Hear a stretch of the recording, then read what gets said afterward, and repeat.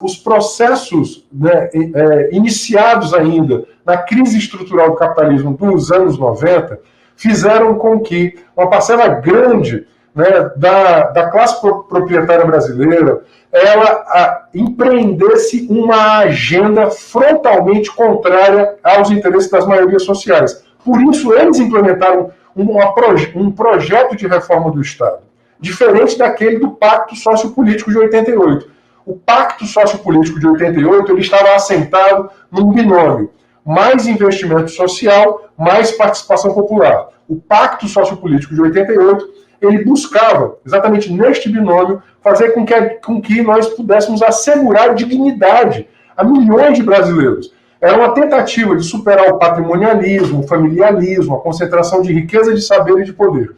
O que uma parcela desta elite, ao buscar fazer a reforma administrativa, faz, na verdade, é implementar um projeto de reforma do Estado que lhe seja, sobretudo, mais concentrador de riqueza e de poder. Porque, na prática, a PEC 32, né, por isso que ela era tão alardeada pelo governo Bolsonaro e por Paulo Guedes, eu concordo com o que a professora Zuleide e todos os companheiros e companheiras, né, da esfera nacional que estão lá enfrentando todo dia no Congresso Nacional. Eu mesmo tive a oportunidade de encontrar a professora Zuleide lá no Congresso Nacional nessa luta. Nós sabemos que ela não está ainda vencida, né? Graças à militância de milhões de servidores no Brasil, nós conseguimos, né, digamos, fazer com que adiássemos, né, eles adiassem esta agenda, mas essa agenda está ali ainda beirando como um fantasma. Eles buscam basicamente três coisas. Primeiro, recuperar o patrimonialismo.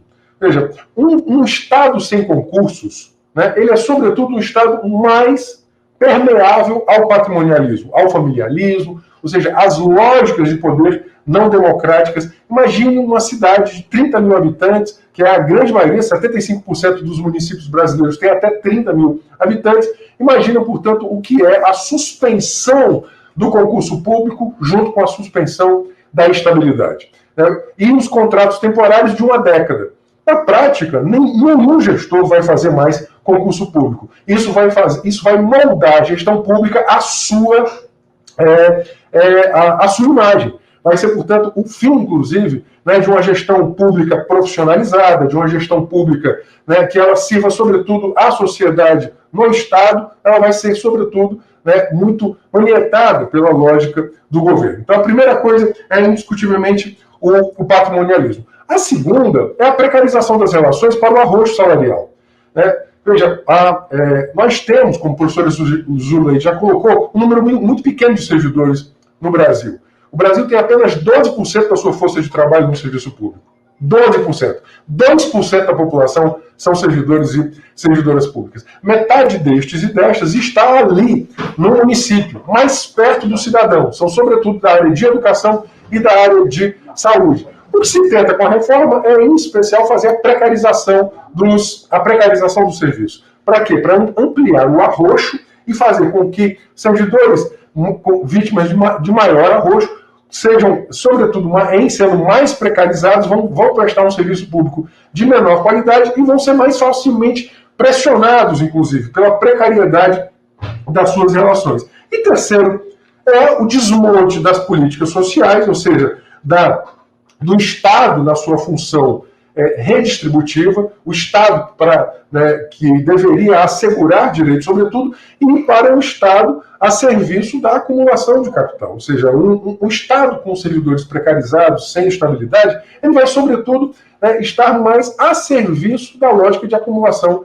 do capital. Portanto, eles têm um projeto de reforma do Estado que passou pelo teto de gastos, a PEC da morte, né, que foi a chamada de PEC emergencial, que ela já tinha um gatilho embutido para os estados e municípios, e agora a reforma administrativa. Quando você junta a reforma administrativa, teto de gastos, né, e a PEC da morte, ou seja, quando você junta tudo isso, você coloca um determinado projeto de reforma do Estado que está a serviço do capital. Junta-se isso à política macroeconômica que, obviamente, está beneficiando, em especial, o setor rentista da sociedade. Por isso mesmo, nós né, temos que não só sermos contrários a essa reforma administrativa, lembrando que, como disse Zuleide, ela tem uma aplicação automática nos estados e municípios, isso vai fazer com que nós aqui no estado, nós também lutemos contra a PEC, né, no sentido de lutar contra o seu arroxo, tanto nos municípios como em nível estadual, mas nós temos que pensar um projeto,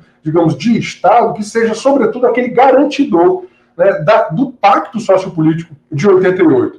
Maior investimento social, maior participação popular para a garantia de direitos. Ou seja, o Estado que eles estão pensando, né, nas funções clássicas do Estado, né, na função distributiva, alocativa, eles estão pensando num Estado, sobretudo, que privilegie as funções repressivas, as funções de acumulação do capital. Nós temos que pensar o seguinte: o Estado que nós queremos é um Estado que ele promove maior distribuição de riqueza, saber e poder, portanto, ele é um Estado que ele cumpre mais a sua função distributiva e ele aloca, portanto, para isso, recursos, né, materiais e força humana, esforço governamental para a garantia dos direitos fundamentais da democracia e de um novo padrão de desenvolvimento.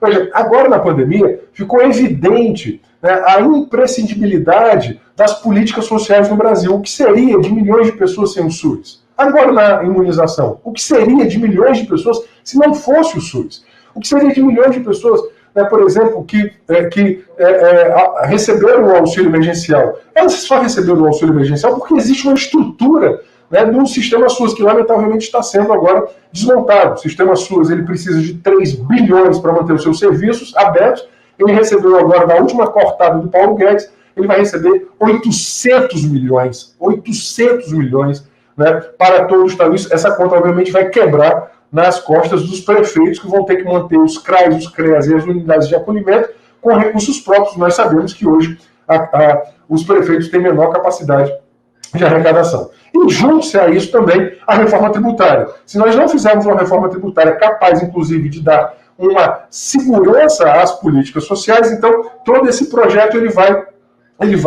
vai se viabilizar, o projeto do capital. A reforma tributária que avançou no Congresso Nacional, ela era uma reforma tributária que também ela tinha um aspecto, né, também concentrador. Ela também era regressiva, ou seja, ela acabava não resolvendo os grandes problemas do financiamento das políticas no Brasil e ela piorava a vida do mais pobre. Nós precisamos de uma reforma tributária que ela desonere a vida do mais pobre, ou seja, hoje no Brasil o mais pobre paga mais imposto do que o mais rico e que, sobretudo, dê segurança ao financiamento das políticas e ao pagamento dos servidores e servidoras. Hoje é absurdo que serviços de ação continuada tenham que ser mantidos via emenda parlamentar. Essa é uma subversão, inclusive, né, do espírito constitucional, da ideia de transferência fundo a fundo, de serviços continuados, de políticas permanentes. Não tem sentido, por exemplo, serviços da assistência social, né, dependerem de emenda parlamentar, ou garantia de direitos fundamentais dependerem de emenda parlamentar. Isso deveria ser serviço continuado. Por isso mesmo que nós precisamos, né, cada vez mais de uma sociedade mais consciente para essas lutas. E aí eu vou colocar meu último, eu tenho aqui 4 minutos, salvo engano, eu vou colocar alguns poucos encaminhamentos. O primeiro deles, indiscutivelmente, é a consciência média do servidor e da servidora, e eu quero, né, chamar a atenção do papel fundamental dos sindicatos. Né?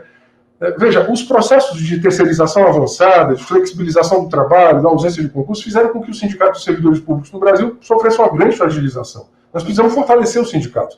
Quando eu vejo aqui, eu anotei aqui, eu vi Sindiúva, Sindiues, Sindagre, Sindijustiça, a SEC, né, nossa querida Rita Bacana, Associação do Ministério Público, Sindetran, né, eu vejo vários sindicatos aqui. Eu quero, então, mais uma vez dizer, é necessário defender os sindicatos e as associações. Defendê-los na sua independência de um projeto político alternativo, porque os projetos políticos que estão aí, né, eles não dão conta desse projeto de nação, desse projeto de Estado a que fiz referência.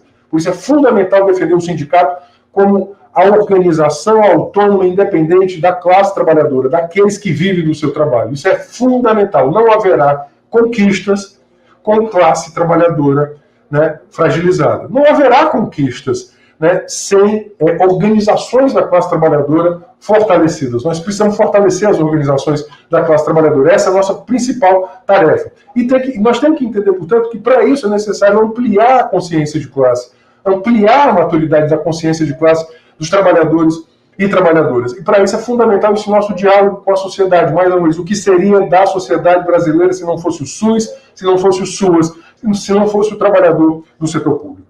A segunda questão que eu queria colocar a todos aqui é voltarmos a debater projeto nacional, voltarmos a debater projeto de Estado. A última vez que se debateu mais amplamente projeto de Estado foi no início dos anos 90. Nós precisamos voltar a debater projeto nacional, projeto de Estado, né, um projeto para o país. Essa é uma tarefa fundamental. A política tradicional ela não faz isso. Hoje a política tradicional está tomada, inclusive, pelo autoritarismo, pelo reacionarismo, pelo polemismo conservador. Você veja, por exemplo, que no meio dessa pandemia, a principal tarefa do bolsonarismo foi ficar plantando fake news, desinformação, desconfiança, sabotando as medidas sanitárias, sabotando, inclusive, gestores que nos entes subnacionais, estados e municípios estavam buscando desenvolver algumas as medidas mais adequadas. Nós precisamos, desenvolver pela sociedade esta liderança para dizer isso, ou seja, nós não podemos ter uma agenda ultra neoliberal, isso faz muito mal à sociedade e, sobretudo, ao serviço público, e pensar também que as agendas neodesenvolvimentistas estavam muito calcadas também em arroxo salarial do setor público. Ou seja, nós precisamos de um Estado com serviço público fortalecido, exatamente para dar conta, concepção desse projeto, como eu já falei, de distribuição da riqueza, saber e poder, um novo modelo de desenvolvimento, em comunhão com a natureza e, sobretudo, seja uma democracia de muito maior densidade.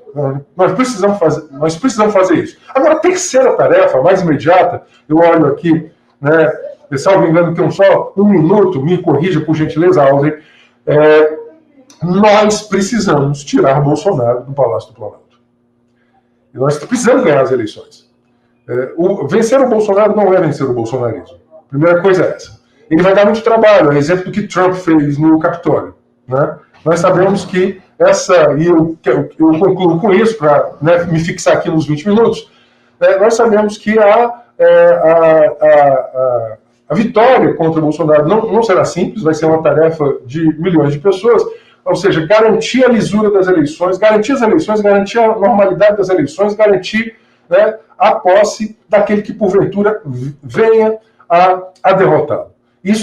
Essa é talvez a maior tarefa que nós temos para o ano de 2022. E, acompanhado a isso, a renovação das casas legislativas. Nós sabemos que muita coisa que o Bolsonaro fez, por exemplo, a reforma da Previdência, ou a PEC 32, ele estava galgado nesse presidencialismo de coalizão, numa grande aliança liberal-conservadora, ou seja, o ultraliberalismo econômico e o conservadorismo da política. Me parece que essas são as nossas tarefas fundamentais. A ampliação da nossa organização enquanto servidores e servidoras, a ampliação da consciência política, o debate de um projeto nacional de desenvolvimento e, sobretudo, vencer esse neofascismo que, lamentavelmente, atravessou o mundo. Nós acabamos de ver as eleições portuguesas em que o Chega, a extrema-direita portuguesa, sai de 1 deputado para 12 deputados. Isso é muito preocupante. O Vox na Espanha, o Liga do Norte na Itália, os países escandinavos atravessando a mesma coisa. Este é um fenômeno mundial, nós temos que nos aperceber que o Brasil não está sozinho, nós temos que compreender a geopolítica internacional. Eu acho que nós ainda não compreendemos, quando digo isso, nós bastante amplo. Quem somos nós? Nós que lutamos pela transformação profunda do Brasil.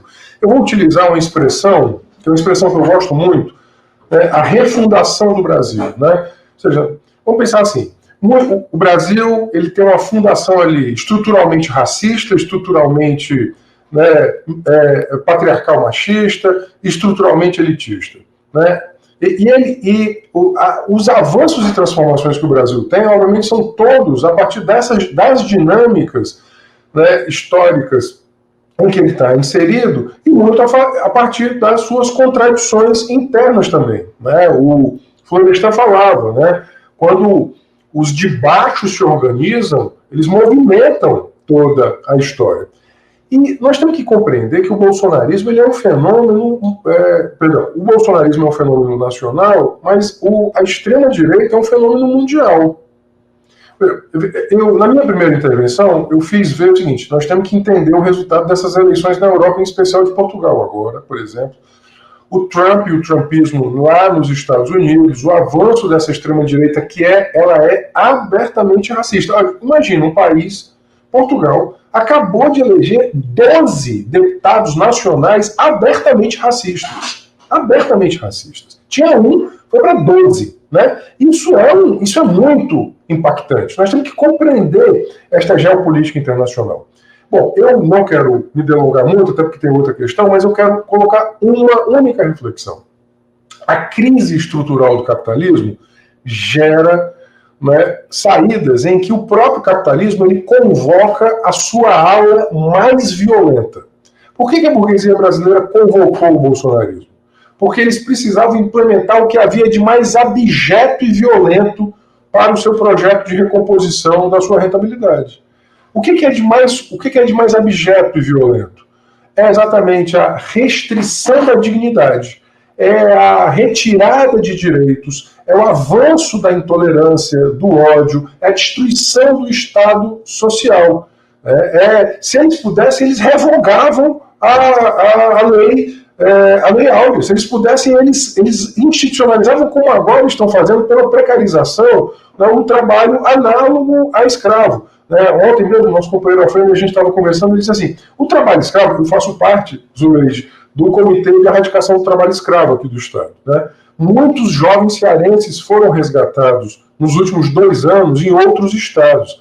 Veja, o trabalho escravo ele é o irmão mais velho da precarização. A precarização abre o caminho para o trabalho escravo. Veja, para implementar essa política mórbida, né, em que inclusive ela se espraia em todos os cantos da vida social, o que aconteceu com o Moise, né, o congolês que foi espancado até a morte, isso não é uma ocasionalidade, é fruto de um projeto de sociedade em que a vida social ela é permeada por relações de ódio, relações racistas. Portanto, é muito importante nós compreendermos mais, inclusive para a gente compreender como é que a gente pode ter algumas ações unitárias com quem a gente não teria ações unitárias, né, há um tempo atrás. Ou seja, precisamos derrotar o Bolsonaro, aí eu vou ter que fazer algumas ações unitárias com quem eu não... E aí eu já vou depois fazer... já vou inaugurar o meu comentário sobre a segunda pergunta. Que é essa, né, de termos ações unitárias que não necessariamente sejam frente também. Né? Ou seja, uma coisa é a gente ter frente com aqueles com os quais a gente tem maior identidade política. Outra coisa é a gente saber que tem que ter algumas ações unitárias para derrotar um inimigo que é muito, né, perverso, violento, que é o fascismo. Lembramos que o fascismo é a guerra contra os mais pobres. Mas os mais pobres, eles não são iguais. Quem é que está mais vulnerável e mais oprimido? A mulher negra, o quilombola, o indígena, o sem terra e o sem teto. Quando a gente fala assim, o fascismo é a guerra contra os mais pobres, mas ele começou lá no fundão. Ele começou lá na periferia urbana e lá no território indígena e quilombola. Né? E, sobretudo, aquele e aquela que mais precisa do serviço público. E eles querem destruir o serviço público para não chegar a estes. Portanto, é muito importante compreender. Mas o Bolsonaro não nos surpreendeu. O que nos surpreendeu, de fato, aí, o último comentário, é a capacidade desta extrema-direita se articular na economia de plataforma. Eu acho que eu e o Zuleide ainda não tocamos muito nesse assunto, eu queria aqui tocar. Sem a economia de plataforma, né, sem as redes sociais digitais, sem a datificação do mundo, ou seja, esse mundo em que as relações sociais, né, reais, elas são trasladadas para um outro ambiente em que as grandes corporações acabam produzindo a subjetividade humana, o fascismo ele não teria voltado. Tanto o Trump cresceu no subterrâneo da economia de plataforma, como o Bolsonaro cresceu no subterrâneo também. Por isso que é estratégico demais a gente ouvir os nossos companheiros que estudam economia de plataforma, que estudam comunicação, né, e que nos alertam que é preciso um projeto que dê conta. É mais ou menos o seguinte: Você conversa com os adolescentes hoje, eles passam quantas horas, né, subjetivados e socializados nessas redes, nessas plataformas digitais? Esse é um tema para nós fundamental. Não haverá esquerda se não, né, não haverá projeto alternativo se a gente não conseguir, por exemplo, constituir uma nova subjetividade. Eu sou de uma geração que a contracultura era transformar o mundo em algo mais justo. Né? Hoje, você tem uma juventude que, lamentavelmente, às vezes se orgulha de estar aderindo às ideias mais, né, conservadoras e reacionárias. Ou seja, esse tema para nós, da subjetividade humana e da economia de plataforma, ele é fundamental para a gente entender e compreender como nós podemos ter uma transformação de longo prazo. Veja, na década de 80, o Ceará ele inaugura, né, aquilo que passou a ser chamado de modernização conservadora, que foi o mudancismo. Né? Foi ali, inicia-se sobretudo naquela ruptura com os coronéis, e ele apresenta um modelo econômico que estava baseado em comprar emprego. O que era isso? Era maior investimento público para atrair grandes empresas, muita isenção fiscal, muita infraestrutura pública. E, para isso, começou um processo de arroxo salarial. O arroxo salarial, veja, no caso se você pega a massa salarial do serviço público estadual, ela vem num contínuo de arroxo desde a década de 80, salvo poucas categorias. Se você pega mais da metade do serviço público do estado do Ceará, está abaixo dos 3,5 salários. Tá? Então, o que acontece? Na década de 80, se inaugura esse modelo econômico. O que é esse modelo econômico que ele pensava? Bom, o Ceará é 2% o Ceará é 4% da população, 2% do PIB, o Estado tem que estar a serviço do que se chamava de choque de capitalismo, modernização e tal. Na prática, essa lógica foi uma lógica que não resolveu o problema da miséria. Hoje nós estamos com 1 milhão de miseráveis. Né? Nós temos aí, abaixo da linha da pobreza, metade do Ceará é pobre, metade do Ceará é pobre, ou abaixo, inclusive, da linha da extrema pobreza. Nós temos aí 1 milhão de cearenses na extrema pobreza e miséria. Se você pega metade do Ceará, é pobre. Mas, por outro lado, o Ceará, ao longo desses últimos 40 anos, ele teve vários anos em que a sua taxa de crescimento foi superior à taxa de crescimento nacional. Então você fica pensando, bom, como é que o Estado mantém alta taxa de investimento público, por exemplo? Né?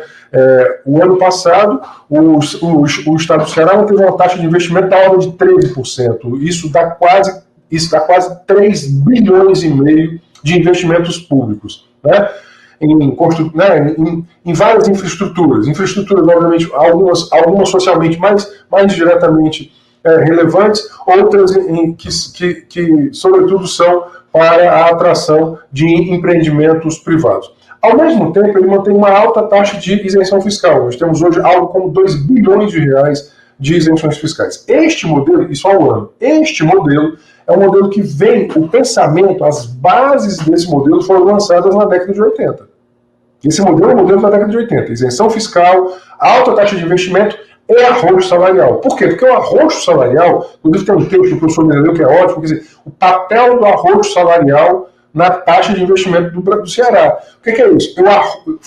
Eu comprimo o salário dos servidores para que, comprimindo a folha de pagamento, né, se consiga maior taxa de investimento, equilíbrio fiscal, né, ou seja, digamos assim, as bases daquilo que se convencionou chamar de responsabilidade fiscal. Na minha avaliação, essa avaliação que eu partilho aqui no gabinete, né, é que esse pensamento entrou no governo. Você tem pelo menos aí, né, 3, digamos assim, ciclos de gestão. Você teve o ciclo Tasso, Ciro, Tasso, né? Depois você teve Lúcio, depois você teve Cid, Camilo. Você tem pelo menos, digamos assim, 3 movimentações. Mas tem uma linha aí que, na minha avaliação, é uma linha de uma certa continuidade, né, deste modelo. Na minha avaliação, este modelo, ele tem que passar por uma avaliação muito crítica. Por isso, primeiro, o arroxo salarial aos servidores, 43% de defasagem só nos últimos 7 anos. Né?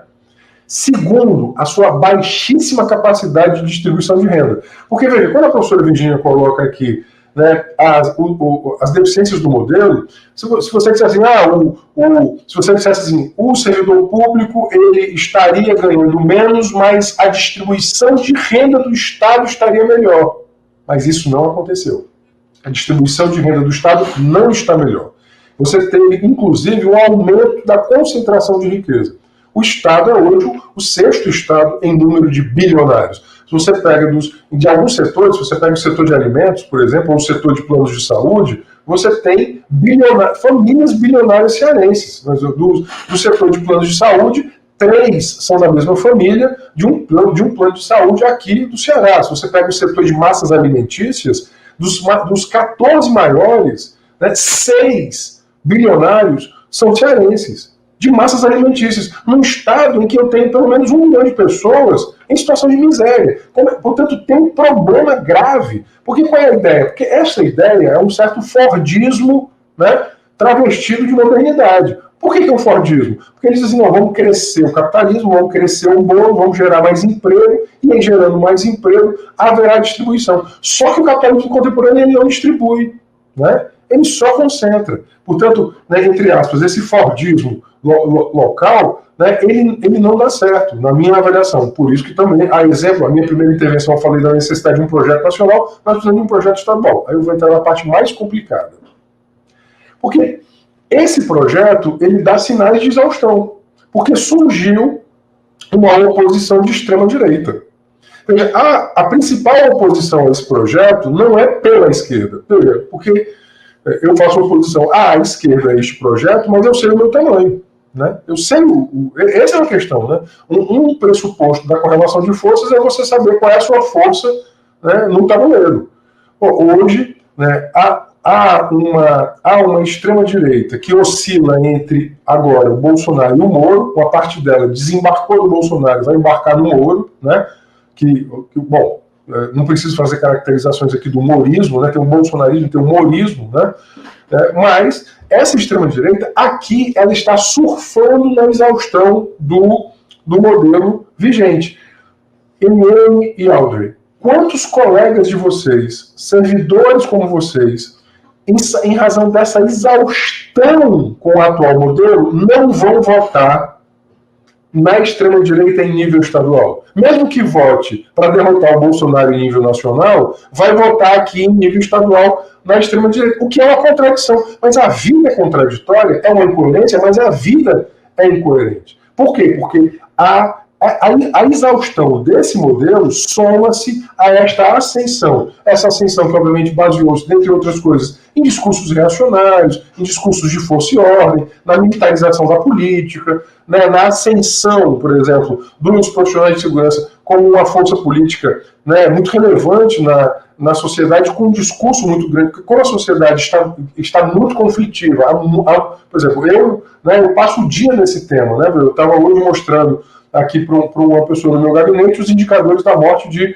adolescentes do sexo masculino de 10 a 19 anos. A taxa de 104 mortes para cada 100 mil habitantes. É 10 vezes mais o que é uma epidemia. Isso na cidade de Fortaleza. Né? Se uma epidemia de homicídio seria 10, se você faz um recorte Fortaleza, né, 10 a 19 anos, chega a 104, ou seja, 10 vezes mais do que seria uma epidemia de homicídio, de acordo com os indicadores da OMS. É óbvio que uma parcela da sociedade vai ser muito ganha por isso. Tá bom. Eu acho que a nossa tarefa não é silenciar. O medo não é bom, conselheiro. Eu acho que nós temos que dizer essas coisas que eu estou dizendo aqui. Olha, esse modelo dá sinais de exaustão, mas a saída para ele tem que ser pela esquerda. Não tem que ser pela extrema-direita. Tem que ser uma saída mais distributiva, sustentável, né, mais contemporânea, né, vinculada, né, à economia circular, à economia solidária, a teias, né, mais distributivas e justas de economia. Eu digo francamente para vocês, eu optaria por um modelo que pudesse até ter um resultado no PIB menor, mas garantisse mais dignidade. Nós temos que alterar os indicadores também de como é que a gente mede a sociedade. Né? Porque mesmo que o PIB crescesse a 4% ao ano, se você mantivesse tanta gente miserável, isso não é uma solução para as atuais e futuras gerações. Muito francamente, eu até admitiria uma taxa de crescimento menor se fosse mais distribuído, porque isso é mais sustentável do ponto de vista da dignidade humana. Se a gente conseguisse distribuir mais, isso é fundamental. Para isso a gente tem que rever a isenção fiscal, os investimentos em infraestrutura e recompor o salário dos servidores. E meu último comentário sobre isso, falei demais, é que às vezes o gestor ele olha a folha de pagamento como um gasto. Só que os servidores, numa boa parte do Estado, eles são fundamentais, inclusive, para distribuir a economia. Quantas famílias agora não foram sustentadas pelo servidor, porque todos os outros perderam o emprego? Então, assim, quando você recompõe, inclusive, o poder de compra, né, do servidor, você também... Porque não tem servidor, ninguém sabe disso. Ritinha bacana que está aqui sabe disso. Não tem servidor poupando, fazendo poupança. Né? Ele injeta na economia tudo que ele ganha. Porque a média salarial é muito pequena. Portanto, se ele recompõe o poder de compra dele, aquilo vai ser, inclusive, bom para a economia. Ou seja, nós temos que entender, inclusive, como isso seria importante tanto para a economia, mas, sobretudo, né, esse não é o melhor argumento, mas o melhor argumento é ir para a solidariedade. Afinal de contas, a sociedade espera desse servidor que ele lhe garanta a sociedade. E quem garante a dignidade desse servidor? Por isso seria fundamental a gente fazer essa alteração de modelo. Bom, sabendo o tamanho que todos nós temos, é fundamental que a gente não se silencie. Né? Duas coisas, professora Virgínia, eu aprendi quando eu cheguei aqui. Não se deixar esmagar, não se deixar cooptar. Eu sigo nesse rumo. Um abraço.